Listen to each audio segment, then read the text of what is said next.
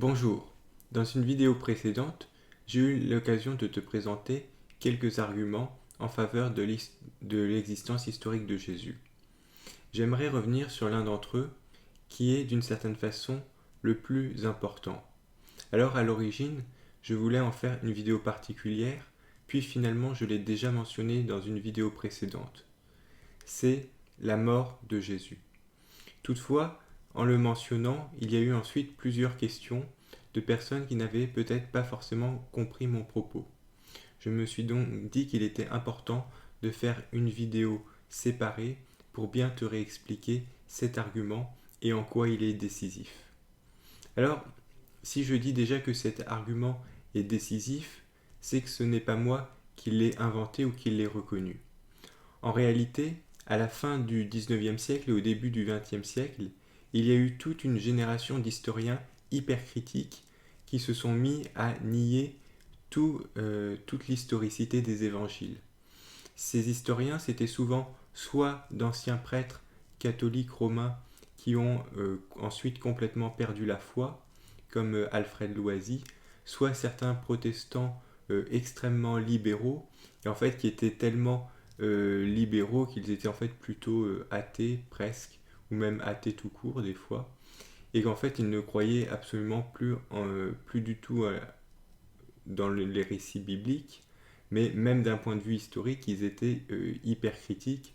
Par exemple, certains estimaient que le Pentateuque avait été écrit à l'époque hellénistique, donc aux alentours du 4e, 3e, même plutôt 3e siècle avant Jésus-Christ.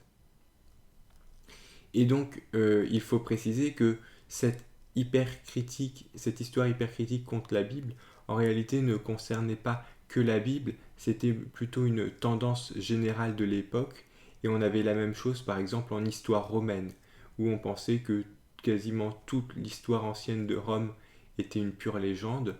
Or, depuis, les choses ont beaucoup évolué, puisqu'on a retrouvé des vestiges archéologiques qui sont venus confirmer des récits très anciens. D'ailleurs, tu l'as peut-être entendu tout récemment, il semblerait qu'on ait même découvert une tombe attribuée à Romulus. Quoi qu'il en soit, donc à la fin du 19e et au début du 20e siècle, il y a donc eu toute une génération hypercritique qui en est venue à nier pratiquement tous les récits bibliques. Et la plupart d'entre eux n'accordaient aucune valeur historique aux évangiles. Et ils étaient presque prêts à admettre que Jésus était juste un personnage de fiction. Mais il y a un seul point qui les retenait et qui les empêchait de dire que Jésus avait été inventé, c'est justement la mort de Jésus. Alors, avant cela, avant de t'expliquer pourquoi, j'aimerais insister sur le fait que je ne suis pas d'accord avec eux sur la question de l'historicité. Je pense qu'au contraire, nous avons de bons arguments pour penser que les évangiles et les actes des apôtres sont des récits qui sont historiquement fiables. Et cela, je t'en parlerai dans de prochaines vidéos. Mais pour l'instant, j'aimerais simplement me concentrer déjà sur cette question de la mort de Jésus. Donc pourquoi pour eux, cette mort de Jésus était le seul élément finalement dont ils pouvaient retenir l'historicité après avoir tout éliminé, et pourquoi, à cause de cela, ils ne pouvaient pas admettre que Jésus avait été inventé. Tout simplement parce que si Jésus avait été inventé, il est strictement impossible que ses disciples aient inventé sa mort. Une mort par crucifixion qui est en fait totalement contraire aux mentalités de l'époque, aussi bien de la part des Romains que des Judéens. Et c'est peut-être ce point-là de mon explication qui n'a pas été forcément compris. Pour cela, j'ai voulu te donner une analogie en te disant que c'est comme si aujourd'hui, des personnes annonçaient qu'elles avaient trouvé le sauveur du monde et qu'elles te disaient que ce sauveur était un tueur d'enfants, par exemple. J'ai pris cette analogie pour expliquer le choc que cela pouvait faire aux personnes.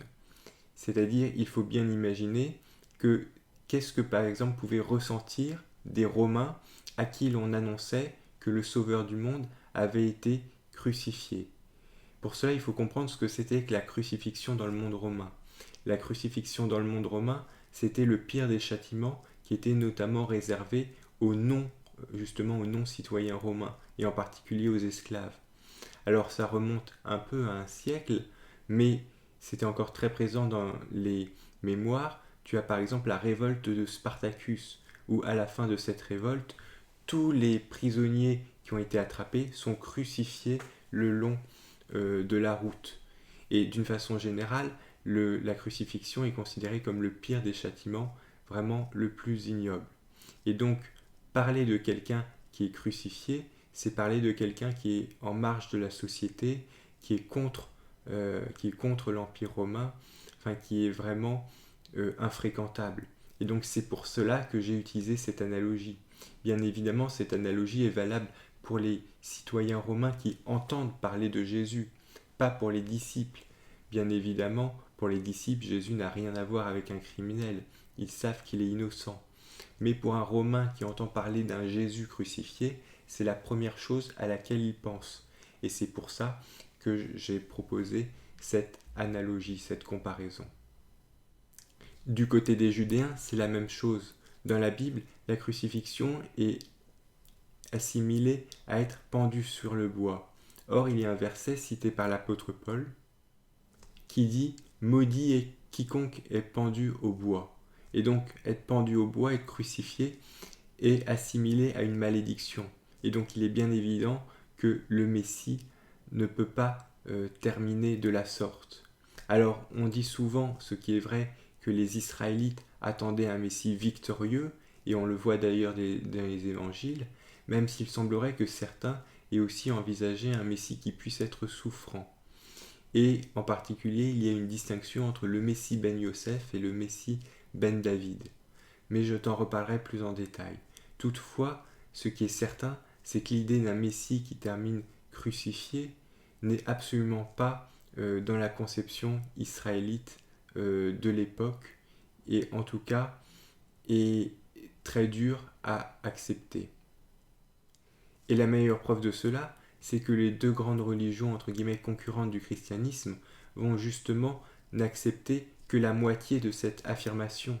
Les chrétiens proclament un Messie crucifié, les juifs reconnaissent que Jésus a été crucifié mais refusent sa messianité, tandis que l'islam reconnaît la messianité de Jésus mais refuse sa crucifixion. Et on sent là la tension entre ces deux réalités qui sont pourtant essentielles à la foi chrétienne. Voilà, c'est sur ce point sur lequel je voulais revenir et insister dans cette vidéo.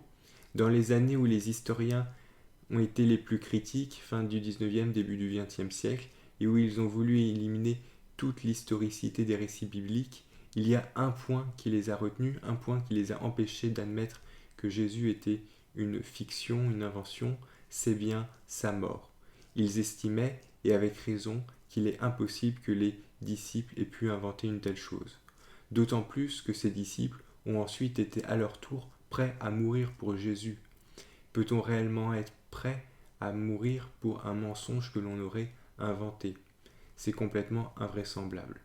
Toutefois, il faut préciser que cette position hypercritique a été depuis abandonnée par les historiens, et aujourd'hui, les historiens, même les historiens non chrétiens, ça peut être des historiens juifs ou de d'autres convictions religieuses, athées, agnostiques, reconnaissent, réévaluent à la hausse l'historicité des évangiles et des actes, et je pense qu'ils le font avec de bonnes raisons.